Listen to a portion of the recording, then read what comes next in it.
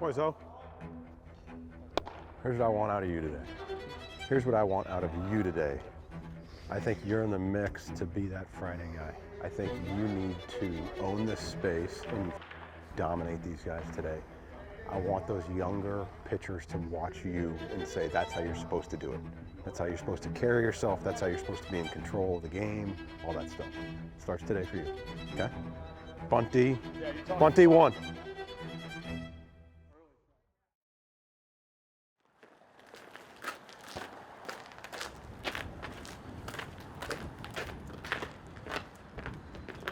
Cool.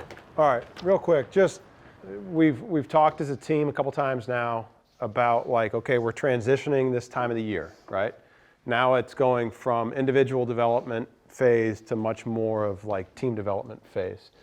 And I've used the expression like run your race. And you guys might get sick of me saying that. It's like it's you individually, but it's also collectively as a team. Like the race we're running as a team to become the best team that we can be.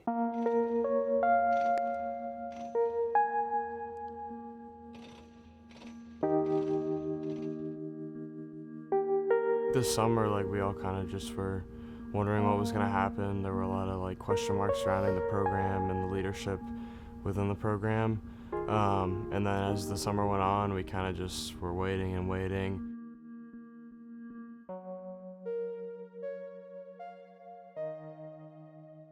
It was really exciting to hear about BG coming from Michigan, which is a good school, and especially the coaches he'd been under. Like he'd been with Tracy Smith forever at Indiana, ASU. And it was exciting to hear about a guy who had like been a proven winner and like had good cultures with his teams and stuff like that. So like at first glance, like looking up who BG was exciting to hear. One of the things that was really important through the interview process when I accepted the job was we wanted the team to hear it from me first. So before anyone else knew, we did a Zoom with the current members of the team. And the day he got hired, I remember that Zoom and like feeling like a spark that day. Like he was very open about his goals, open about being a family guy. He wanted us to become a family of our own. One of the first meetings we had as a group, our head coach BG sat us all down as a team, and it was a really cool discussion. It wasn't like a lecture or anything like that, but we all came together and established what we wanted our program to look like in a bunch of different areas. So we looked at in the community, we looked at in the classroom, we looked at on the field, off the field, in the locker room. We wrote them down, they're on a sheet in all of our lockers, and we live by those every single day. So I think that was a really good way to sort of lay the groundwork for what we wanted to be about. Owning that every single day and being really consistent with elite habits, I think has been huge for us to really build that identity for us. Now as we're getting towards the season, what does it look like to be a Northwestern baseball player in game, team travel, all aspects of the program? Obviously, a lot of the older guys, 4 coaches in 4 years, it's tough to constantly go through that transition. But I think for us, giving them the opportunity to have a clear slate, to set the standards from day one and understand like this is what we value and this is how we want to build this thing. You're either with us or without us. And I think a lot of guys embrace that and they're ready for a change.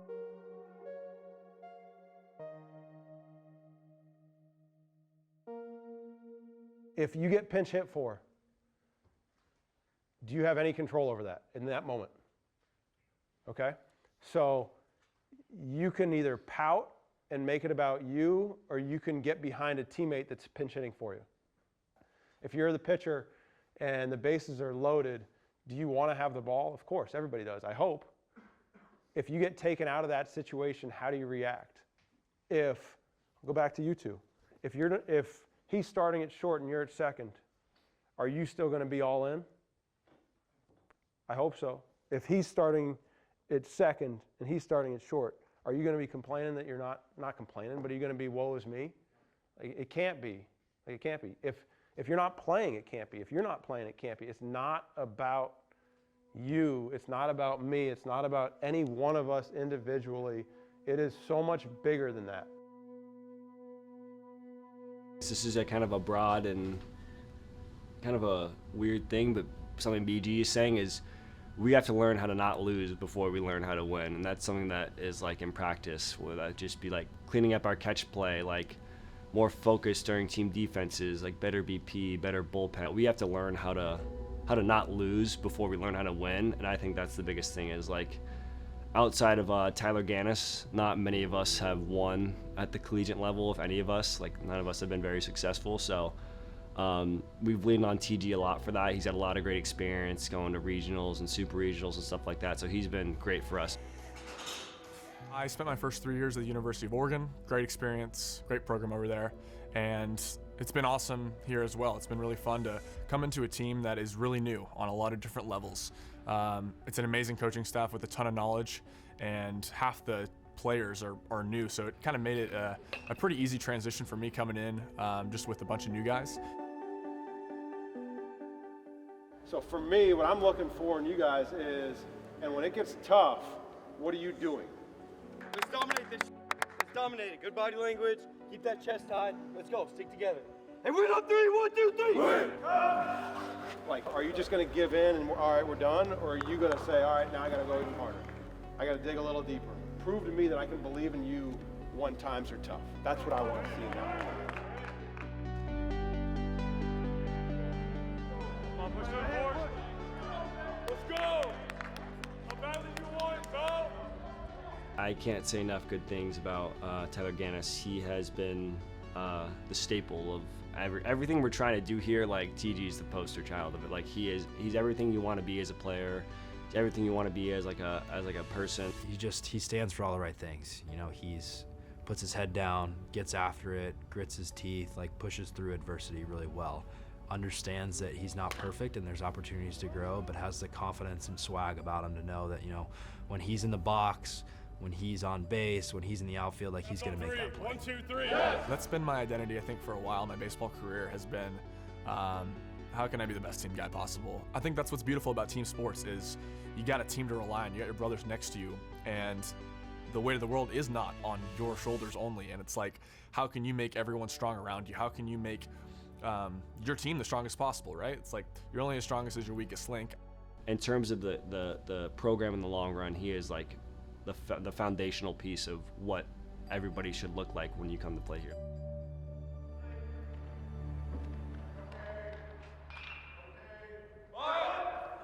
Awesome.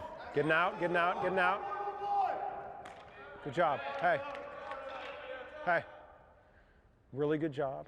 One thing I'll say. Know your runners. He's a 5-0 down the line. You can get your feet underneath you and go. You know what I mean? That's not a green runner.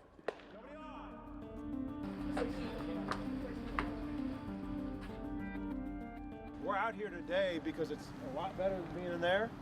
All right, this is an opportunity to practice in conditions that we're going to play in this spring. Don't complain about it. We get to be outside today.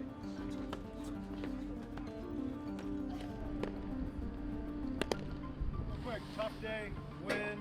Don't give up on baseballs. Learn the wind. It's going to be windy here in the spring. Got to figure out how to play in this right now.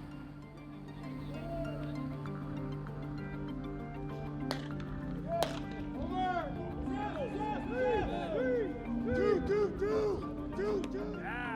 That loop. That loop. Go. Minimize. We're good. Let's go. Come on. First inning. Go. Hey. Good job. Okay. Good zero. Good zero. Good zero. Yeah. All right, good job competing. That was awesome. The compete was real. Guys grinding out at bats, especially as that day went along. It's easy to complain about it being cold or whatever. We didn't complain. We embraced these situations and played good, hard baseball. I think this is the hardest working group I've ever been a part of. I think we have guys in working before practice, after practice.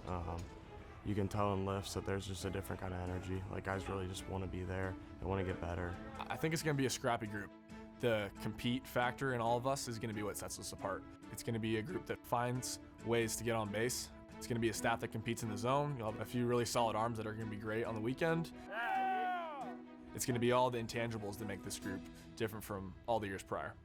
Again, we're not going to out physical a lot of teams. We're not going to out stuff a lot of teams. We're just going to have to be grinders. And I think that's something that our team has embraced, is that we're kind of, I wouldn't even say the underdog. People have just wrote us off already, which is, I mean, fine. I don't think any of us really care about that. I think just embracing the fact that we just got to trust our training and trust ourselves and just grind and outwork teams and outlast teams, and we'll have a lot of success doing that.